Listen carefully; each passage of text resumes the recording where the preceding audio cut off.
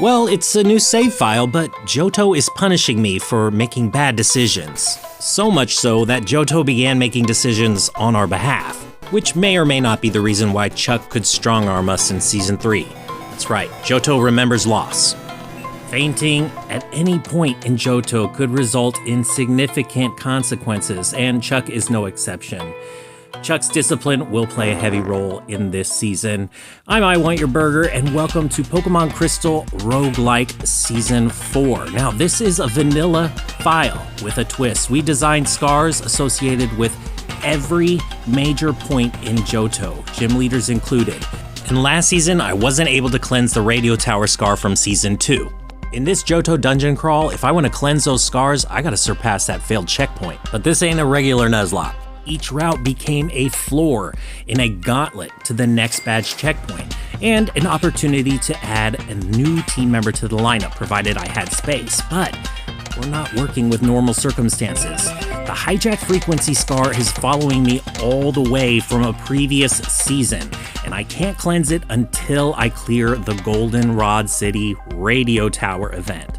That's right, up until that point, the hijack frequency is building my team, filling it quickly with rocket-mandated catches, and then punishing me for it if I have a full team after each badge. If I learned anything from Season 3, it's that the hijack frequency plays heavy interference.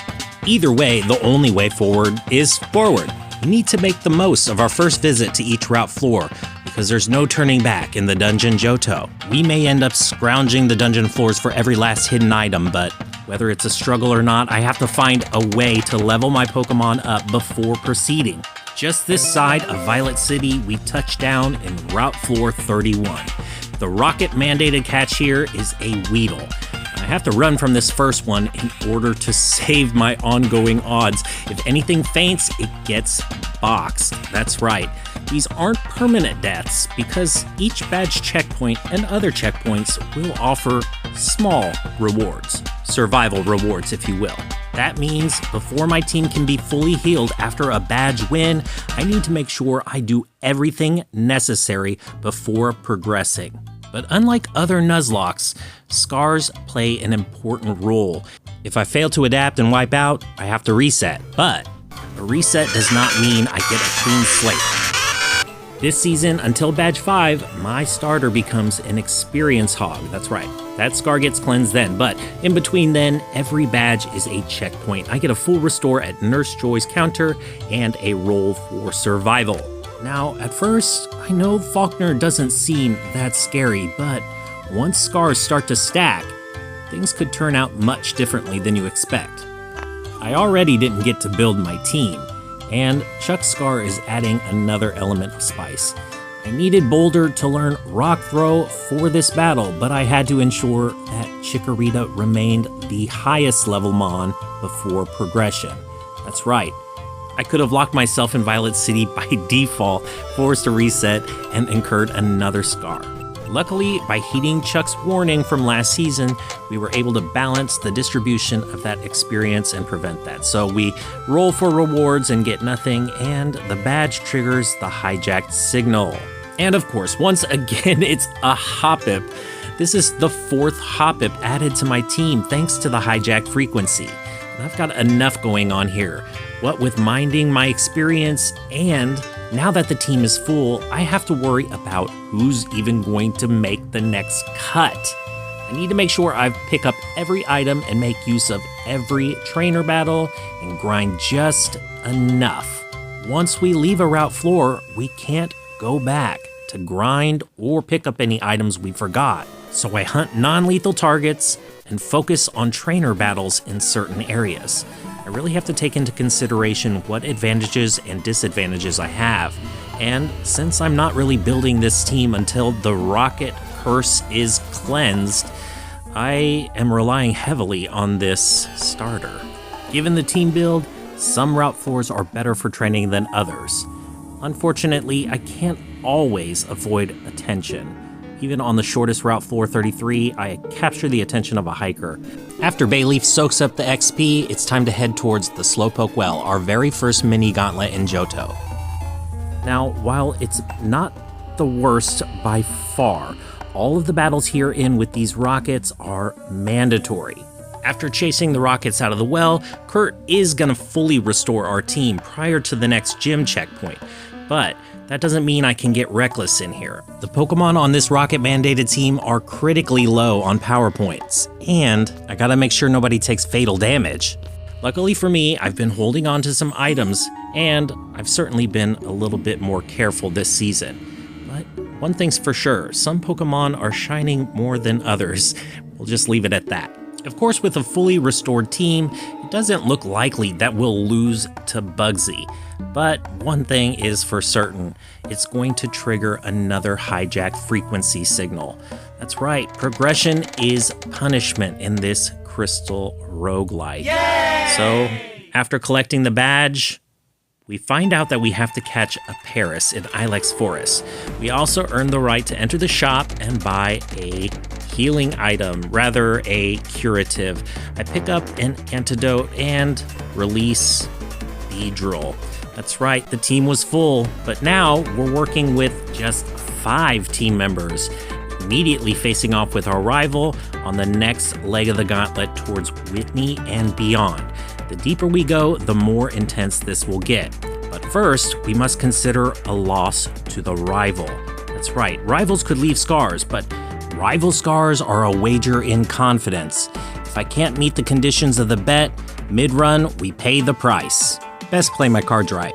His Ghastly, Zubat, and Starter managed to chip away quite a bit of health, but they don't impact my PP reserves, and I'm okay with that. I managed to save a few potions for the road ahead, because I think they're going to be more useful later. So once I take the rival down, it's time to make my way through Ilex Forest. In order to do so, I need to teach this crucial HM to Bayleaf. It's necessary for progression, therefore it sits outside this rule. Meanwhile, I'm going to poison a ton of Metapods and catch the Paris per the hijack frequency scar.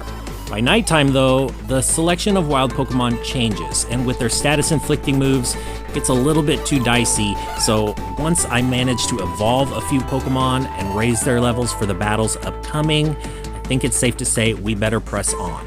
Evolutions are crucial to our ongoing viability. We need the stat boosts, we need every bit of help we can get, but it does require resources. Potions in my pack are going to start depleting a little bit faster than normal here because I'm doing some pretty deep training before moving towards Route 34. I will say, while I was in the forest, it was very important to me to get all the ethers there. I think there are 2 if I remember correctly, but after facing a few of the trainers on Route 34 and grabbing this hidden super potion, it's time to cross the threshold into Goldenrod City. There's no looking back now. Let's hope all of that training actually pays off inside the gym.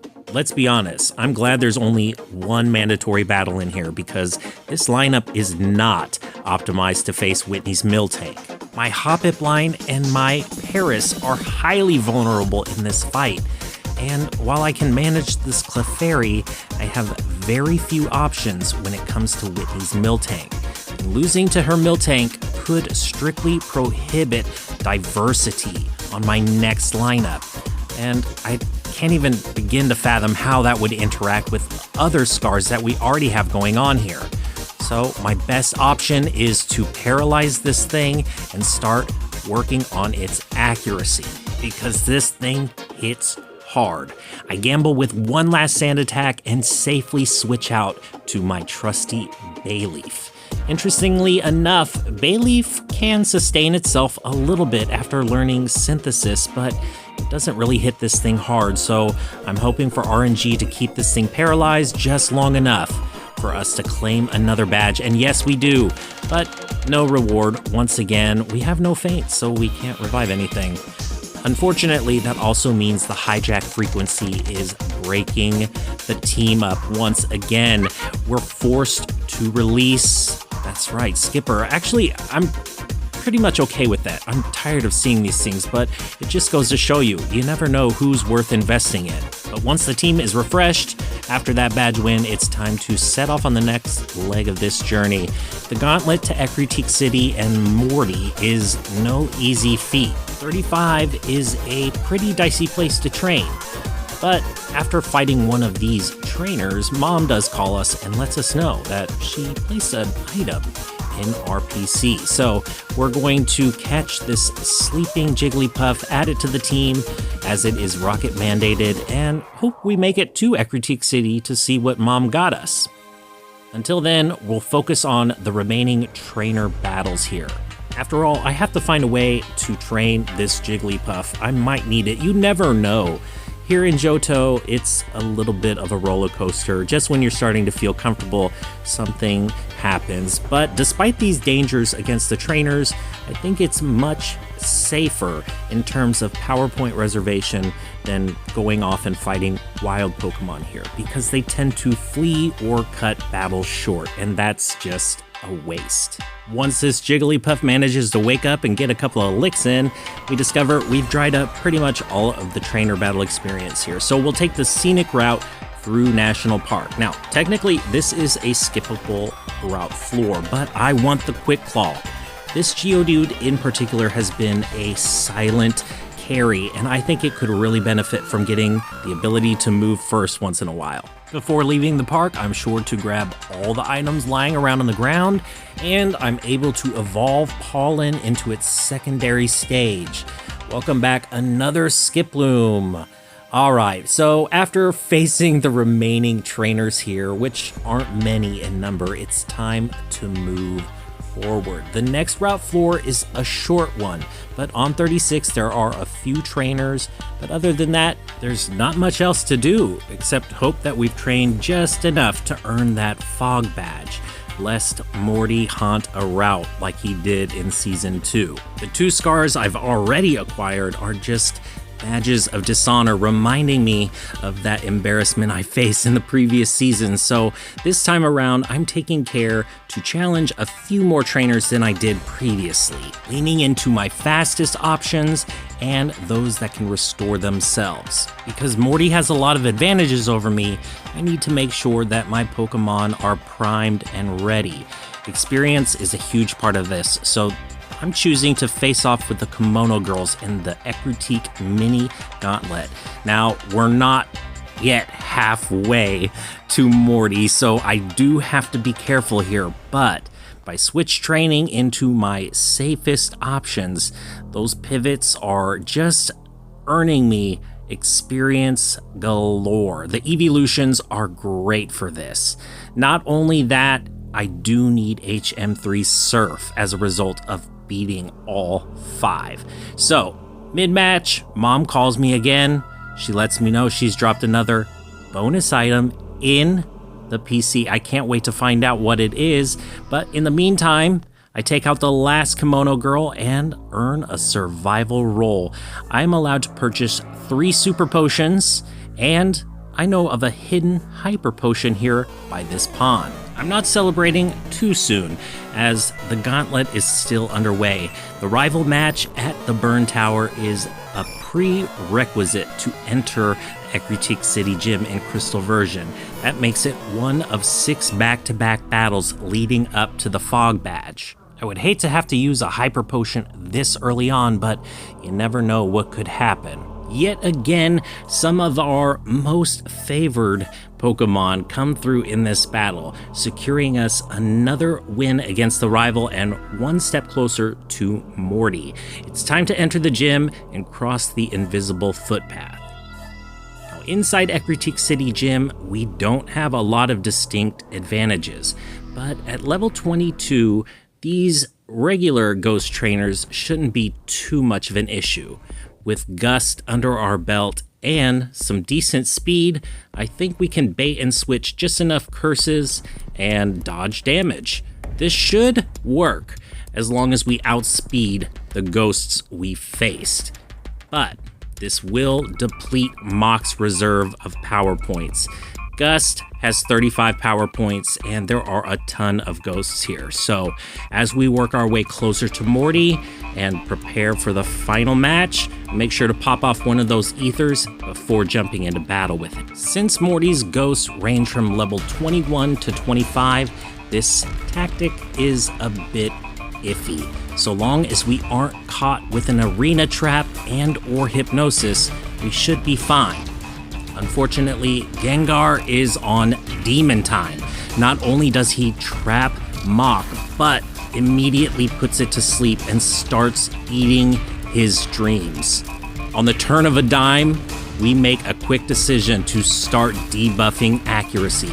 It's our only hope, but as we fall asleep again, Mach goes down. It's not game over yet, but this is a heavy loss, especially considering we have yet to face Chuck again. Luckily, those sand attacks paid off, allowing Boulder to clear the remainder of Morty's team. We collect any rewards. This time, it is learning a TM. We're going to teach that to Marshmallow, grab those items for Mom, and prepare for the next routes.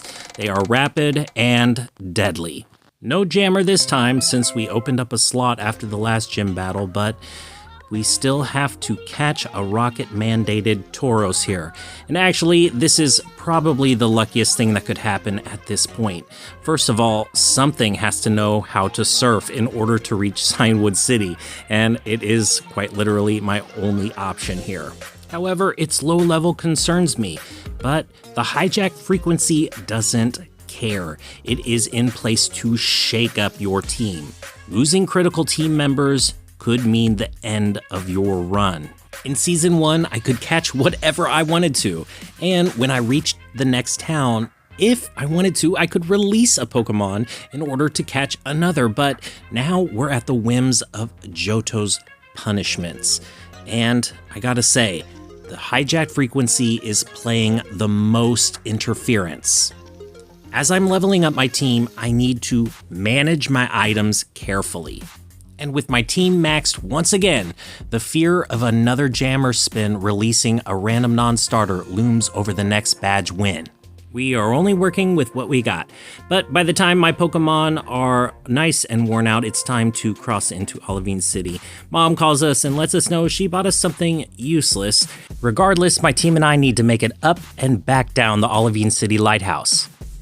The lighthouse is a major landmark here in Johto, thus there could be potential rewards, but also potential consequences for wiping out here. Lighthouse scars would severely disrupt combat, and I gotta say, it's tough enough keeping these little guys alive. I mean, look at them, they're burning up power points like there is no tomorrow, but we have no choice. This mini dungeon is necessary in order to trigger the Cianwood City Pharmacy event. So we do end up successful, making down with no KOs and roll of 4. We're gonna teach the HM Surf to Herdez Arturos and call it even, but either way, now that we can sail, the danger is only getting crazier. This is a pretty sketchy place to train, despite Tentacool and Tentacruel being pretty generous in terms of EXP. Unlike other route floors, on these high sea routes, I'm focusing on wild encounters for experience, because once I reach Cianwood City and enter the gym, there is no looking back. As a result of needing strength to move through this gym to the final match, Herdez gets to learn it for the sake of progression. But this first battle is a confidence check. We are pretty vulnerable in many of these fights, so we're gonna have to work together and hope that nobody takes a critical hit. Despite taking heavy damage in the back-to-back battles on the way to him, we reach Chuck in the hopes of redeeming ourselves. Leading with my Tauros is an incredibly risky move, but I need something fast and that hits hard. We luck out with that crit, but Poliwrath is going to be very problematic for my team. Chuck is hellbent on hypnotizing my Pokemon, but I need to open the road for Bayleaf's Razor Leaf. That means I'm gonna sacrifice somebody. It's gonna be this Paris. In the meantime, I'm hoping that poison will chip away a little bit more health before I have to swap out, because one Razor Leaf is certainly not going to be enough. I was okay sacrificing Paris, but I can't afford to lose anyone else. As long as I can keep Bayleaf awake and land the final blow, we can finally cleanse that scar. It is retribution for the team, but while Box are fainted, roll for rewards and revive Mach. But unfortunately, because the routes contiguous to Cianwood and Olivine are connected and we've already passed through them, the signal is delayed. On these rapid routes between Olivine and Cyanwood, there is no other opportunity to train, and Jasmine is no pushover. Losing to her would become a heavy burden in the next season, and it would be doubly embarrassing after cleansing the last scar. Jasmine's Magnemites are no match for Boulder, but her Steelix is going to require a series of debuffs. I use a combination of accuracy debuffs, sleep, and anything else I can to avoid taking a hit from Iron Tail. Until Steelix goes down, no one on this lineup is truly safe. Luckily for me, it stays snoozing and Boulder can clean up, meaning we earn the mineral badge, roll for rewards, and now we pay the price of the delayed hijack frequency. We instantly lose Mach to the jammer signal. It's such a shame. I love Pidgeotto for this, but we have to replace it with an Arbok. Yes, Mach's return to the lineup was short-lived, but this is the result of losing in the radio tower last season. We've got a long way to go before we can even hope to cleanse that scar, and it is full of gauntlet after gauntlet. Rebuilding a team at this point in the game is highly disruptive. Very few will stick around, just my starter. Everyone else is up for a possible chop. And we've got one badge in the way between us and the radio tower redemption we're hoping for. But before we can face Price, we have to make it to the Lake of Rage, meet up with Lance, and chase the Rockets out of their secret base back in town. Of course, we can't overlook the Lake of Rage. It is a highly notable location here in Johto. Therefore, losing here to the Red Gyarados could result in dire consequences for the next run. Let's hope things turn out in our favor. At level 30, this thing could really put a hurting on a team that's been through the ringer. Gyarados is a mini-boss, and if I'm overconfident, I could wind up losing a key member. It comes down to a few hit points, but we survive, and that's all that matters. As for the upcoming trials, the place is absolutely crawling with Team Rocket grunts. A lot of these initial battles are mandatory, that's right, and they're back-to-back, so I best disable all of the sensors here before pressing deeper into the secret base. Fortunately for me, we are encountering another unique mid-checkpoint heal. That's right, of course, Lance is here to restore the team, but we still got a ways to go. If you know which two rockets have the passwords you need, this place isn't so bad because not every battle is mandatory. But if the lineup is struggling here, they're certainly going to have trouble with the remaining rockets in Radio Tower. And those are the ones that took us out last time. All I can say is if I ever lost Boulder to a jammer spin, I think we never would have gotten this far, quite honestly. It has carried so much of this run. Now, by the time we clear the final admins out of the place, we earn our next survival role. We're going to gain 1 TM, if any are applicable. I'm going to teach Iron Tail to Herdez and make my way into Mahogany Town Gym. Meganium can carry us through the water and ice hybrids along the way to Price, but I am not messing around with any more trainers than absolutely necessary here. Price, on the other hand, has a Piloswine that knows Blizzard, and as many of you know, that's not ideal for Meganium. So the fact that we just rolled for a TM and were able to teach Iron Tail to Herdez could not have been more impeccably timed. Paired with this thing's natural high attack stat, I knew this would hit like a truck and exploit his weakness, but I didn't count on Blizzard hitting back to back. I will say we got extremely lucky. Now we do earn the Glacier badge and roll for rewards, but this also means the jammer is going off for potentially the last time, and I gotta say, I am so happy to release this pollen finally cleansed of at least something, but that means we're entering the radio tower for our final showdown with Team Rocket once again with 5 Pokemon on the lineup.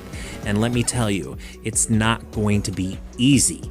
In fact, this place is rife with danger. And since we weren't allowed to heal after claiming the Glacier Badge, it'll be interesting to see which of these team members will survive the climb in the radio tower not once, but essentially twice, because we encounter the fake director, and his team has an explosive potential. This Graveler is the only buffer saving my lineup for the underground portion of the fights upcoming. Surviving the first ascent, we earn a survival reward, but it is only slight in nature. In most cases, rolling to revive a Pokemon from the PC is great news, but this Paris is severely undertrained and we have a long way to go before we cleanse this radio tower scar. And now my rival Burger stands before me, a shadowy reminder of last season's failure. Before we cleanse any scars, we'll have to reconcile with our rival and press deeper into the secret base to rescue the director. If we can save him, we're granted access to the private corridors in the radio tower. But resources are limited, meaning we'll have to make the most of every turn. And even so, some of these Pokemon may not live to see the end of this gauntlet. Even our best options here are still vulnerable to status effects like poison and paralysis. Not to mention, losing here would be doubly embarrassing. Not only would we fail to cleanse the hijacked frequency scar, but we would incur another radio tower scar. And although we find useful items here and there, the pressure is officially on. Johto is unforgiving in this dungeon crawl. In fact, being resourceful and hanging on to some of our most precious items might become key to changing our fate. Once we restore the team best we can, it's time to make our second ascent up the radio tower in hopes of redemption. The Rocket admins here stopped us dead in our tracks way back in Season 2, which means the hijacked frequency scar has been haunting us ever since that fateful day. And now the irony is that I must beat them with a team they built with their hijacked frequency. The Rocket signal must be stopped. Not only that, the fear of jammer spins could be cleansed forever if we can manage to pull this victory off. Luckily for me, Meganium is pulling through. Not only is it able to restore itself knowing the move Synthesis, but Body Slam is landing crits and paralyzing my foes left and right. I can't get too comfortable though. This is the Rocket admin that stopped us last time. The hijacked frequency scar forced us to adapt in Johto once again, and I would even argue it's the real reason we lost to Chuck. Now, my ragtag team of Rocket-mandated catches stare down the hand that forced them onto this team, and prepares to bite it. Call it luck, or call it preparation. Either way, the scar is finally cleansed. For what felt like 2 very long seasons, we wrestled with the sinister broadcast, but finally we have restored free will. Before leaving town, we release Paris, opening a slot on the team, and make our way towards Blackthorn City. Now that we've cleansed both scars we started with this season, Johto suddenly feels open and fresh, but the pack is light, so we're gonna need to be pretty resourceful going forward. Luckily, Mom has been pretty thrifty with all the money we've been sending her after winning battles. But on the other hand, if we want to see what she bought us, we're gonna have to make it to Blackthorn City. Route Floor 44 only leads one direction, and that's straight to the ice path. But before committing to that step forward, I think it's best to camp here for the night. Just because our pack is running light doesn't mean we're out of options. And in order to farm the experience, I'll need to press further into the dungeon Johto. I'll need to make the most of every PowerPoint Meganium has. By waiting until daylight, I can ensure that Synthesis restores its max amount of HP. After training for a while like this, we'll crack off an elixir and move on towards the ice path, where we finally get to choose what we catch. The Gauntlet to Claire has officially started. Badge 8 is a new milestone. Will it become a memory of victory, or will Claire scar the next save file? If you don't want to miss a conclusion, be sure to subscribe. Thank you so much. I've been I Want Your Burger. Peace.